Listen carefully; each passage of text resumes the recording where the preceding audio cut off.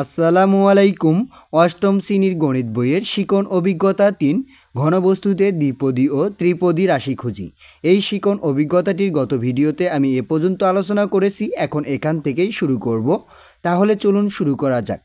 ত্রিপদী রাশির ঘন এর সূত্র। ত্রিপদী রাশি এর ঘন এর সূত্র হচ্ছে কি a plus B plus C all cube. এটা হচ্ছে যে ত্রিপদী রাশি। এখানে কয়টি পদ? এ একটা পদ, বি একটা পদ এবং সি একটা পদ। এই যে পদ তিনটির কি ঘন করা হয়েছে, তাহলে এই ঘন এর সূত্রটা হচ্ছে কি A cube plus B cube plus C cube plus 3a square B plus 3ab square plus 3b square C plus 3bc square plus 3a square C plus 3ac square plus 6abc। এইটা হচ্ছে কি ত্রিপদী রাশির ঘন এর একটি সূত্র। এই সূত্রটি এখানে প্রমাণ দেওয়া আছে। আমরা জানি কি কোনো বস্তুর ওপর যদি কি থাকে পাওয়ার থাকে, যতটি পাওয়ার থাকবে ওই সংখ্যাটি ততবার গুণ হবে। এখানে পাওয়ার আছে কিউব, তাহলে এই সংখ্যাটি কয়বার গুণ হবে? এই ত্রিপদী রাশিটা 3 বার গুণ হবে। গুণ করার পরে এখানে দেখো এইটা রাশি, এই ত্রিপদী রাশিটা এবং এই ত্রিপদী রাশির সাথে কি হবে? গুণ হবে। গুণ করা হয়েছে এখানে। তারপরে আবার এখানে এই রাশিটা দিয়ে এই রাশিকে কি করা হচ্ছে? গুণ করা হচ্ছে। গুণ করলে এই সূত্রটি কিন্তু চলে আসে। এরপরে এখানে ঘনবস্তুর মাধ্যমে প্রমাণ। ঘনবস্তুর মাধ্যমে প্রমাণের এখানে একটি দলগত কাজ রয়েছে। তাহলে দলগত কাজটির এখানে দেখো আগের মতো 4টি দল গঠন করতে হবে। দল 0, দল 1, দল 2, দল 3। প্রত্যেক দল প্রয়োজনীয় ঘনবস্তু তৈরি করবে এবং এই ঘনবস্তুগুলোর মাধ্যমে একটি ঘনক তৈরি করবে। এখানে এই কাজটি করার জন্য দেখো প্রজেক্টের নাম, তাহলে প্রজেক্টের নাম হচ্ছে ত্রিপদী রাশির ঘন এর মাধ্যমে ঘনবস্তু তৈরি। এখন এর জন্য প্রয়োজনীয় উপাদানগুলো আছে, এগুলো পড়ে নিবা। এরপরে এখানে কার্যপ্রণালী কাজটা কিভাবে করতে হবে তা এখানে দেখিয়ে দেওয়া হচ্ছে। এখানে একটি কাঠি দেওয়া আছে, কাঠিটার এখানে 3টা অংশে বিভক্ত করতে বলা হয়েছে, একটা এ অংশ, একটা বি অংশ, একটা সি অংশ। এখন এ পদের জন্য কি হবে, আর 3a স্কোয়ার বি পদের জন্য কি হবে, আর 6abc পদের জন্য কি হবে। এ কিউবের জন্য কি হচ্ছে? 3টাই এ হবে। তারপরে হচ্ছে যে 3a স্কোয়ারের বি এর জন্য হচ্ছে কি 2টা এ হবে, মানে এখানে দেখো 2টা এ স্কোয়ার আছে, এ স্কোয়ার মানে কি 2টা এ আর একটা হচ্ছে বি। এখানে ঘনবস্তু হবে কয়টি? একটি ঘনবস্তু বানাতে হবে। এখানে 3টা ঘনবস্তু, যেহেতু 3 আছে তাই 3টি ঘনবস্তু, আর এখানে 6abc মানে 3টাই ভিন্ন ধরনের পদ, তাই এখানে কয়টি ঘর হবে? 6টি ঘর। এটা আমরা আগেই জানি। এখানে কয়টি ঘনবস্তু? 6টি ঘনবস্তু বানাতে হবে। এরপরে নিচের এই বিষয়গুলো পড়বা। পড়ার পরে এখানে প্রজেক্টের ফলাফল সংরক্ষণ। এখানে বলা হয়েছে তৈরিকৃত ঘনকের দৈর্ঘ্য এবং আয়তন চলকের মাধ্যমে লেখো। তারপরে বলা হয়েছে 27টি ঘনবস্তুর প্রত্যেকটির আকার থেকে আয়তন বের করো এবং আয়তনের যোগফল চলকের মাধ্যমে লেখো। এরপরে যেহেতু তৈরিকৃত ঘনকের আয়তন 27টি ঘনবস্তুর আয়তনের যোগফলের সমান, সুতরাং এই সম্পর্ক থেকে সূত্রটি পাওয়া যাবে। এখন এই কাজটি বা এই দলগত কাজটির উত্তর কিভাবে করবা তা এখন আমি দেখিয়ে দিব। চলো এই দলগত কাজটির উত্তর শিটে। এই দলগত কাজটির সমাধান যেভাবে করবা, প্রথমে বলা হয়েছে তৈরিকৃত ঘনকের দৈর্ঘ্য ও আয়তন চলকের মাধ্যমে প্রকাশ। এখন কিসের মাধ্যমে করতে হবে? ঘনকের দৈর্ঘ্য ও আয়তন কিসের মাধ্যমে প্রকাশ করতে হবে? চলকের মাধ্যমে প্রকাশ করতে হবে। তাহলে তৈরিকৃত ঘনকের দৈর্ঘ্য হচ্ছে কি a plus B plus C. তাহলে a plus B plus C এটা হচ্ছে যে দৈর্ঘ্য, আর এর আয়তন কি হবে? a plus B plus C all cube হচ্ছে এর আয়তন। এরপরে 2 নম্বর হচ্ছে বিভিন্ন ঘরগুলোর আকার। তাহলে বিভিন্ন ঘরগুলোর আকারগুলো আমাদেরকে কি করতে হবে? বের করতে হবে।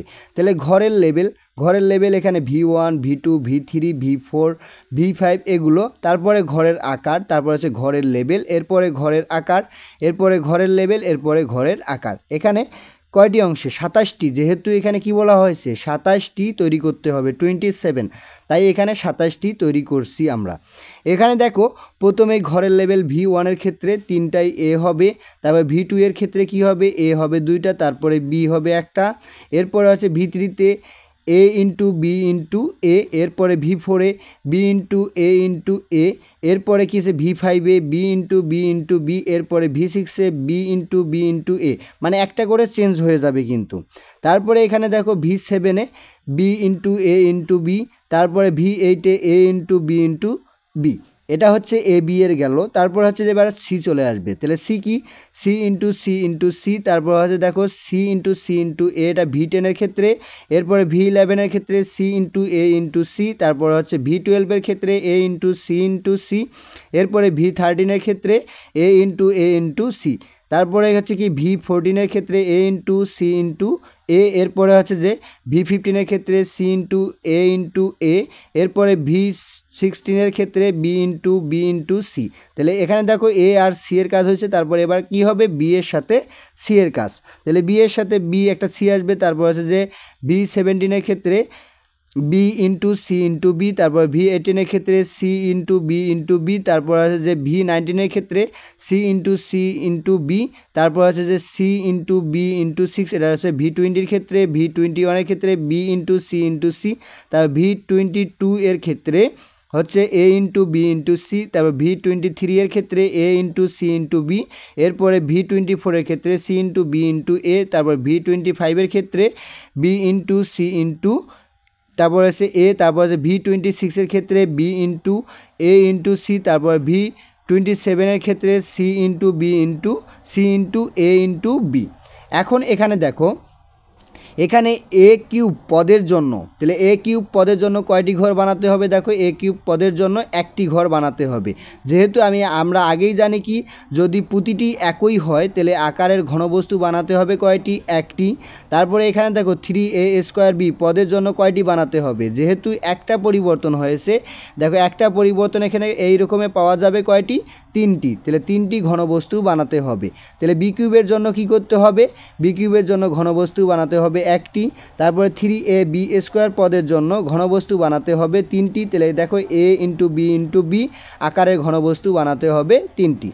সি কিউবের জন্য ঘনবস্তু বানাতে হবে একটি, তাহলে সি ইন্টু সি, এরপরে 3c² পদের জন্য কি করতে হবে, ঘর বানাতে হবে বা ঘনবস্তু আঁকতে হবে বা বানাতে হবে তিনটি। এরপরে 3a² এর জন্য ঘনবস্তু বানাতে হবে তিনটি, এরপরে 3b² পদের জন্য বানাতে হবে তিনটি, এরপরে 3c² পদের জন্য বানাতে হবে তিনটি। এরপরে কি হবে, দেখো 3 6 a b c পদের জন্য 6টি ঘর বানাতে হবে। তাহলে এ বি সি আকারে এখানে এ বি সি আকারের ঘনবস্তু বানাতে হবে কয়টি, 6টি। তাহলে সুতরাং মোট ঘনবস্তু বানাতে হবে 27টি। এখন এই যে এখান থেকে যদি আমরা এই ঘনবস্তুগুলো যোগ করি তাহলে কত হবে, যোগফল 27 হবে। এখানে দেখো বিদ্রোহ, এখানে চলক হিসাবে এবিসি ব্যবহৃত হয়েছে। বাস্তবে এই সমস্যার সমাধানে তোমরা সংখ্যিক মানও ব্যবহার করবে। যেমন কাঠির দৈর্ঘ্য 12 ইঞ্চি হয়, তবে এ বি সি এর মান যথাক্রমে 6, 4, 2 ইঞ্চি হতে পারে। এটা কিন্তু তোমরা যদি সংখ্যিক ব্যবহার করো, সংখ্যিক মান, তাহলে এই মানটা আসবে। এখন এখানে 27 মানে হচ্ছে যে 27টি ঘনবস্তুর আকারের আয়তন। এখন আমরা এর আয়তন বের করব আকারের। এখানে ঘর সংখ্যা কয়টি, একটি, তাহলে এর আয়তন হচ্ছে যে এ কিউব। এখন এখানে কি বি ইন্টু বি আকার সংখ্যা হচ্ছে একটি, তাহলে বি কিউব। এখানে দেখো সি ইন্টু সি সংখ্যা হচ্ছে একটি, তাহলে এখানে সি কিউব। এখন এখানে দেখো কি হচ্ছে এ ইন্টু বি, তাহলে সংখ্যা 3। কেন সংখ্যা 3 হলো, দেখো একটু আগে আমরা জানলাম যে এই যে এখানে 3a² বি পদের জন্য কয়টি ঘর বানাতে হবে, 3টি ঘর বানাতে হবে, তাই এখানে কয়টি হবে, সংখ্যা হবে 3। একইভাবে কিন্তু প্রত্যেকটির ক্ষেত্রেই। তাহলে আয়তন হচ্ছে এখানে 3 ab²। এরপরে এখানে দেখো, এখানে কিন্তু ab² হবে না, এখানে a² হবে, এখানে a² হবে। এরপরে এখানে দেখো বি ইন্টু এ, এখানে দেখো কি হচ্ছে, তিনটি সংখ্যা হচ্ছে 3টি, আর আয়তন হচ্ছে কিন্তু এইটা এক্সচেঞ্জ হয়ে যাবে, এইটা যাবে ওপরে আর এইটা যাবে নিচে। এরপরে এখানে দেখো সি ইন্টু এ এর সংখ্যা হচ্ছে 3টি, এখানে দেখো এটা ঠিক আছে 3c² এ, এখানে সি 2টা, তাই সি এর ওপর স্কোয়ার। এরপরে দেখো এ ইন্টু সি, তাহলে 3টা হচ্ছে, তাহলে সংখ্যা হচ্ছে 3টা, আর এর আয়তন হচ্ছে 3 ইন্টু এই যে 3 ইন্টু এই যে এখানে কয়টা এ আছে, 2টা এ আছে, তাহলে এ এর ওপর স্কোয়ার, এরপরে সি। এখন এইভাবেই এই বাকিগুলো করবা। এবার শেষেটা দেখো এ ইন্টু বি ইন্টু সি, এখানে দেখো এ ইন্টু বি ইন্টু সি যদি 3টায় আলাদা হয়, ঘর সংখ্যা বানাতে হবে কয়টি, 3টি, মানে 6টি ঘর বানাতে হবে। এখন 6টি ঘর বানালে এর আয়তন কি হবে, 6 ইন্টু এ ইন্টু বি ইন্টু সি, মানে এ বি সি। এখন এই যে ঘরগুলোর আমরা আয়তন পাইলাম, এই আয়তনটা কি করতে হবে, যোগ করতে হবে। তাহলে ঘরগুলোর আয়তনের যোগফল ঘরগুলোর আয়তন যোগফল হচ্ছে কি A cube plus B cube plus C cube plus 3a square B plus 3ab square plus 3c square A plus 3a square C plus 3b square C plus 3c square B plus 6abc। এখন এখান থেকে যদি আমরা কি করি 3 common নেই, এই যে শেষেরটা কিন্তু বাদ দিব, এখান থেকে যদি আমরা 3 কমন নেই, 3 কমন নিলে কি হচ্ছে এই যে শুধু a স্কোয়ার বি থাকে, তারপরে ab স্কোয়ার থাকে, তারপরে c স্কোয়ার এ থাকে, এরপরে হচ্ছে কি এ স্কোয়ার সি, এরপরে বি স্কোয়ার সি, তারপর আছে যে বি স্কোয়ার সি মানে B C square plus 6abc, কিন্তু এই মানটা আমরা পাচ্ছি কমন নিলে। এরপরে 3 নম্বরে বলা হয়েছে ঘরগুলোর আয়তনের যোগফল তৈরিকৃত ঘনকের আয়তনের সমান। এখন তৈরিকৃত ঘনকের আয়তনের সমান হবে কি ঘরগুলোর আয়তনের যোগফল। এখন দেখো তৈরিকৃত ঘনকের আয়তন আমরা সূত্রটা যেটা জানি a plus B plus C এর ওপর কিউব অল কিউব, তাহলে হচ্ছে যে ঘরগুলোর আয়তনের যোগফল আমরা এটা পাইছি। এখন এখানে দেখো এ বি সি এর যে কোনো মানের জন্য a plus B plus C all cube ঘরগুলোর আয়তনের যোগফলের সমান। দেখো এই সূত্রটা যদি আমরা বসিয়ে দেই তাহলে এই যে আমরা যা যোগফলটা পাইলাম এই যোগফলটাই কিন্তু এখানে বসাতে হবে। এখন দেখো এই সম্পর্ক থেকে প্রাপ্ত সূত্রটি দ্বিপদী রাশির ঘন এর সূত্র। তাহলে সূত্রটি হচ্ছে যে a plus B plus C all cube সমান কি a cube plus B cube plus C cube plus 3 into a square B plus A B square plus C square A plus A square C plus B square C plus B C square, এখানে bracket শেষ, তারপরে কি করতে হবে 6abc।